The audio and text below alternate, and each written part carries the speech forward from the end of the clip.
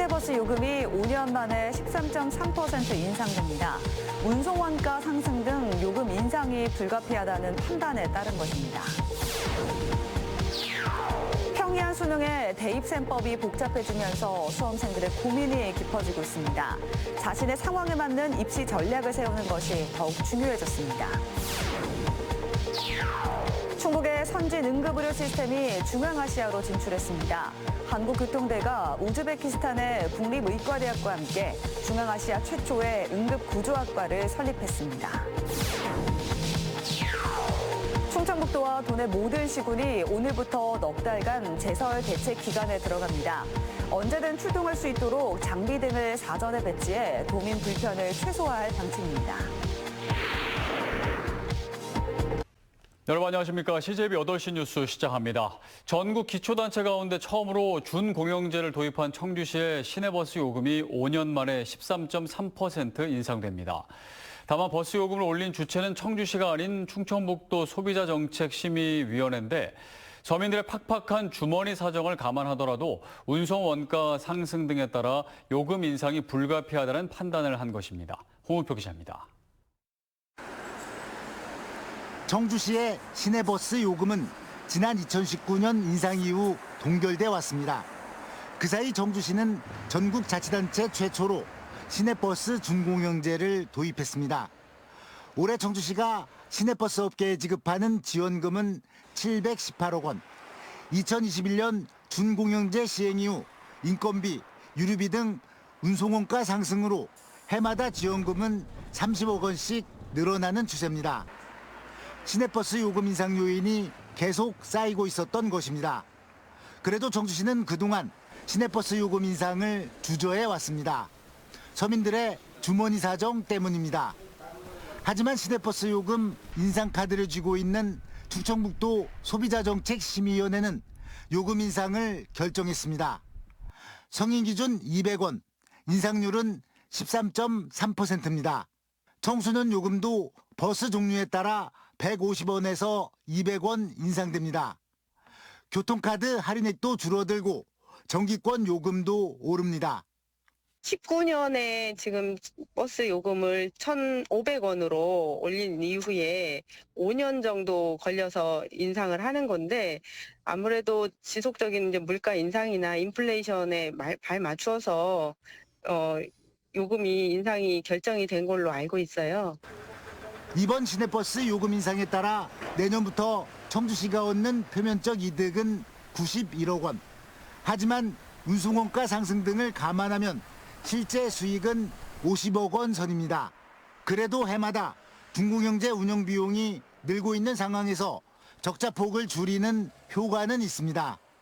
다만 지금과 같이 요금 인상 요인을 꾹 눌러놨다가 어쩔 수 없이 한꺼번에 반영하는 방식이 아닌 적어도 2, 3년에 한 번씩 물가 인상률과 연동해 버스 요금을 올리는 것이 좀 더 합리적인 요금 인상 방식으로 보입니다. CJB 홍우표입니다. 수능은 끝났지만 입시 전략을 세워야 하는 수험생들 고민은 더욱 깊어졌습니다. 수능이 비교적 평이하게 출제되면서 대입 셈법은 복잡해졌고 이로 인해 자신의 상황에 맞는 입시 전략을 세우는 것이 더욱 중요해졌습니다. 조상우 기자입니다. 수능을 마친 수험생들은 이제 정확한 가채점을 통해 자신의 위치를 파악하고 수시와 정시 중 어디에 집중할지를 선택해야 합니다. 정시에 승부수를 던질 만큼 수능 점수에 자신이 있는 경우가 아니라면 대학별 수시 면접과 실기 준비에 마지막 남은 힘을 쏟아야 합니다. 특히 면접의 경우 대학별로 유형이 다르다는 점에 유의해야 합니다. 재시물 면접인지 아니면 학생부 서류 면접인지 아니면 전공 면접인지를 꼼꼼히 확인하셔서 기출문제의 파악과 지속적인 실전 모의 연습을 통해서 면접 역량을 키우는 것이 중요합니다.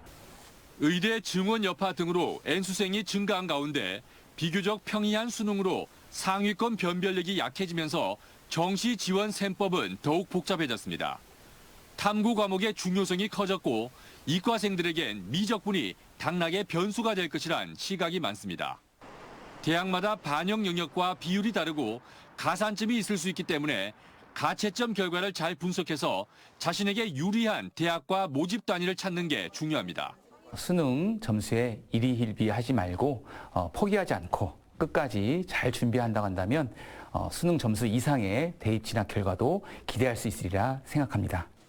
수능 성적표는 다음 달 6일 배부됩니다. 입시 전문가들은 수능 경험이 있는 N수생과 달리 재학생들은 통상 9월 모의평가 이상의 등급을 내기 어려운 경우가 많아 우선은 합격 가능한 수시에 집중하는 게 필요하다고 조언합니다. CJB 조상호입니다. 충북의 선진 응급의료 시스템이 중앙아시아로 진출했습니다. 한국교통대학교가 우즈베키스탄의 국립의과대학과 손잡고 중앙아시아 최초의 응급구조학과를 설립했습니다. 이윤영 기자의 보도입니다. 우즈베키스탄 안디잔 시내에 마련된 가상의 차량 충돌 사고 현장입니다. 응급구조단이 신속히 도착해 위급 상황에 처한 사람들을 안전하고 능숙하게 구조해냅니다. 언제 어떻게 발생할지 모르는 위급한 재난 현장에서 생명을 지키는 응급구조. 중앙아시아에는 아직 체계적인 시스템이 미비한 실정에서 한국의 선진 응급의료 시스템이 우즈베키스탄에 첫 발을 내딛었습니다. 한국교통대가 우즈베키스탄 국립의과대학에 중앙아시아 최초로 응급구조학과를 설립한 겁니다. Demek ki bu yöneliş bitiruvchileri bitirib diplomalı faoliyatni boshlaganlaridan keyin O'zbekiston aholisiga ayniqsa shoshilinch tibbiy yordam ko'rsatish borasida juda katta imkoniyatlar paydo bo'ladi. 우즈베키스탄의 국립의과대학인 안디잔 대학 총장단이 한국교통대학교를 방문했습니다. 양 대학은 응급구조학과 설립과 함께 3+1 복수학위제를 추진하기로 합의했습니다. 3년 동안 우즈베키스탄에서 응급구조학을 공부한 뒤 한국교통대에서 1년을 더 배우면 양 대학에서 복수학위를 받을 수 있도록 한 겁니다. 우리나라 응급의료 체계를 중앙아시아의 최초로 우즈베키스탄에 전수를 하는 거고요. 또 이제 학생들이 이제 인구 감소를 통해서 우리가 좀 학생들을 유입하는데 굉장히 좋은 역할을 할 수 있다고 할 수 있습니다. 특히 충청북도의 외국인 유학생 유치 전략과도 맞물려 지역 교육의 국제화에도 크게 기여할 것으로 기대됩니다. 대학 특성화 쪽에서도 저희가 의료 분야를 강화하기 위한 노력을 많이 하고 있습니다. 그런 부분에 있어서 국제화의 큰 시작점이 될 거라고 저는 생각하고 있습니다. 중앙아시아에 한국의 응급의료 시스템을 전파하는 교두보가 마련된 만큼 앞으로 양국 간 교육 협력이 더욱 확대될 것으로 전망됩니다. CJB 이윤영입니다. 다가올 겨울철 폭설과 도로 위 살얼음에 대비해 오늘부터 내년 3월 중순까지 넉 달간 전국적으로 제설 대책 기간이 운영됩니다. 충청북도와 도내 각 자치단체는 주민 불편을 줄이기 위해 선제적인 제설 작업을 펼칠 계획입니다. 박원 기자입니다. 눈이 조금 내렸어도 기온이 낮으면 그대로 얼어붙어 도로는 빙판길로 변합니다. 그래서 제설은 필수인데 제때 작업이 이뤄지지 않으면 도로는 순식간에 마비됩니다. 앞뒤가 꽉 막혀 출근길 교통대란이 빚어지면 원성을 살 수밖에 없습니다. 오늘부터 내년 3월 중순까지 넉 달 동안 도내 모든 자치단체가 제설 대책 기간을 정하고 선제적 대응에 들어갔습니다. 충청북도 도로관리사업소는 15톤 덤프트럭에 제설기와 살포기를 장착해 제설 준비를 마쳤습니다. 염화칼슘을 미리 물과 섞어 저장 탱크에 넣어두고는 바로 갖고 나갈 수 있게 했고 제설 창고와 전진기지에도 언제든 출동할 수 있도록 장비 등을 배치했습니다. 괴산이나 진천 음성 지역은 여기 사업소에서 멀기 때문에 거기에 여기 보시는 장비들을 3대 정도씩 비치를 해서 거기 전진기지에서 바로 제설 작업을 할 수 있게. 제설 자재는 염화칼슘 402톤, 소금은 17,000여 톤을 확보했고 북부와 남부 지소 포함 51대의 장비를 운영해 도내 도로 1632km 구간을 책임집니다. 행정구역에 따라 국도와 지방도 등의 제설을 도맡는 11개 시군에서도 똑같이 대응책 마련에 들어갔습니다. 보통 한 2시간 전에 저희들이 주요 고객길, 빙판길, 블랙 아이스가 생기는 그런 부분을 선제적으로 제설 작업을 먼저 한다는. 충청북도는 올 겨울철 현장 중심 사전 대비 체계를 구축하고 신속한 대응으로 도민의 불편을 최소화할 방침입니다. CJB 박원입니다.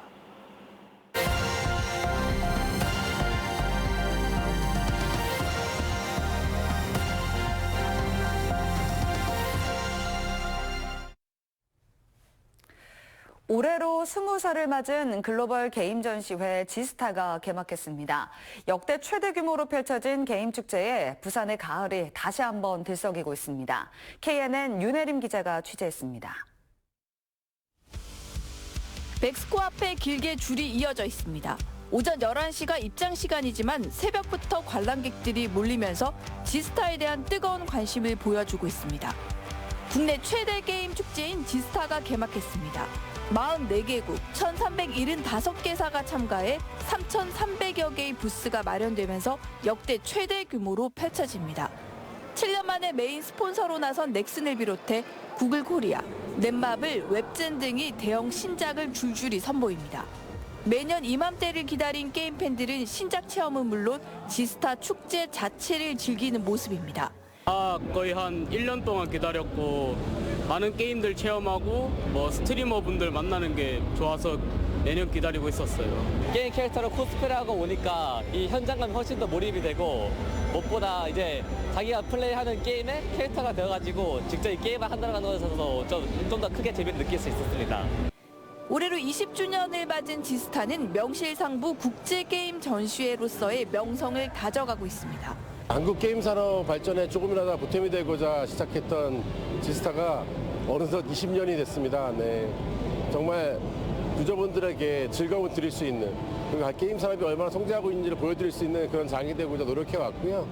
올해는 인디게임 전시 영역을 확대하는 한편 부산 지역 23개 우수 게임 기업이 참가해 다양한 게임 컨텐츠를 선보이고 비즈니스 상담도 이어갑니다. 부산 게임 기업들을 위해서 저희가 별도 독립 부스를 만들었고요. 앞으로 지스타에서 부산 게임 기업들이 많이 참가할 수 있도록 지원을 더욱 확대해 나갈 예정입니다. 이외에도 게임 산업과 관련한 다양한 주제로 열리는 컨퍼런스와 코스프레 어워즈, 지스타 공식 e스포츠 대회인 지스타컵까지 각종 부대 행사도 마련돼 있습니다. 부산의 게임의 바다가 활짝 열렸습니다. 나흘 동안 펼쳐지는 게임 축제의 향연에 부산의 가을은 다시 한번 들썩이고 있습니다. KNN 윤혜림입니다.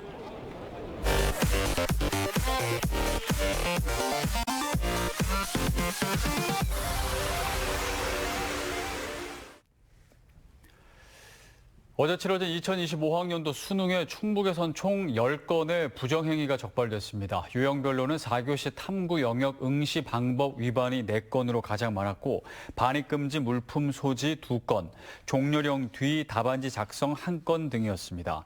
한편 충북의 수능 결시율은 4교시 한국사 기준 13.43%로 지난해보다 1.47%포인트 낮았습니다. 충북경찰청은 수능 국어 시험지에 적힌 가상의 인터넷 주소가 정부 규탄 집회를 안내하는 웹사이트로 연결돼 수사에 나섰습니다. 경찰은 출제 당시 해당 링크는 사용하지 않던 주소였지만 국어 영역 지문이 공개된 이후 누군가 인터넷 주소를 구입해 홈페이지를 운영한 것으로 추정된다고 설명했습니다.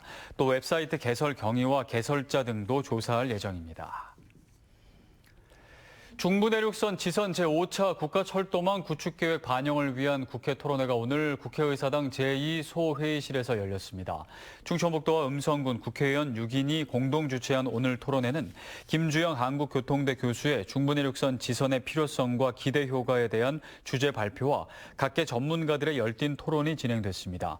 중부내륙선 지선은 감곡 장호원에서 충북 혁신도시로 향하는 31.7km 길이 노선으로 경부선 수요를 분산해 철도의 효율화를 높이고 지역 균형 발전에 도움이 될 것으로 보고 있습니다.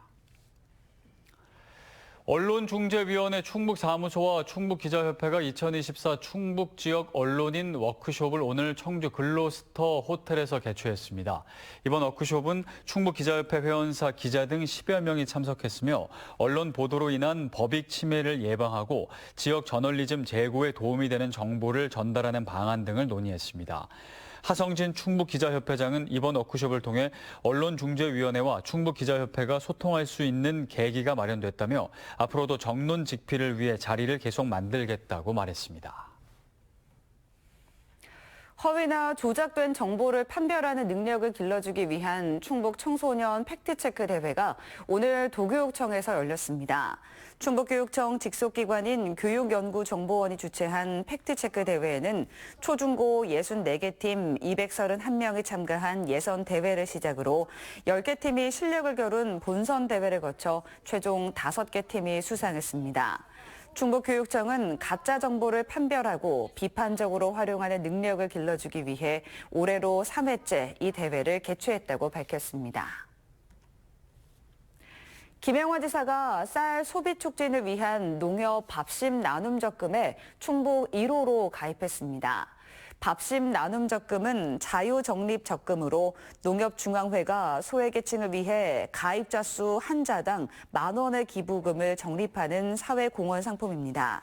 아침밥 먹기 생활실천 서약을 한 가입자는 1%포인트의 우대 금리 혜택을 추가로 받을 수 있습니다. 청주시와 SK하이닉스는 오늘 청주 솔밭 근린공원에서 행복정원 맨발 걷기길을 개장했습니다. 행복정원 맨발 걷기길은 청주시와 SK하이닉스가 지난해 9월 1410원 행복가꾸길 업무협약을 체결하면서 추진됐습니다. 이를 통해 솔밭 근린공원에는 맹문동 24만 본이 심어졌고 450m 길이의 걷기길과 황토 체험장 등이 조성됐습니다. 괴산군 괴산읍 신기리에 추진되던 의료 폐기물 처리 시설의 건립이 무산됐습니다. 괴산군은 의료 폐기물 처리 시설을 추진하던 A사가 원주지방환경청을 상대로 낸 소송에서 최종 패소했다고 밝혔습니다. A사는 지난 2018년 신기리에 하루 86.4톤을 처리할 수 있는 의료 폐기물 소각 시설을 건립하려 했지만 주민 반발이 거세자 군이 시설 인허가를 내주지 않았고 A사는 원주환경청에 인허가 기간 연장을 요청했지만 이도 받아들여지지 않았습니다. 충주 석종사로 자리를 옮긴 보물 512호 단오사 철조 열애 좌상이 처음으로 보존 처리됩니다. 충주시는 내년에 국가유산청의 승인을 받아 1억 2천만 원의 예산을 들여 철조 열애 좌상의 제작 연대와 양식, 손상 여부 등을 분석하고 가치 규명을 위한 기초 자료를 구축할 계획입니다. 충주에는 대원사 철조 열애 좌상과 대구남 철조 열애 좌상 등 총 3구의 철불이 있습니다.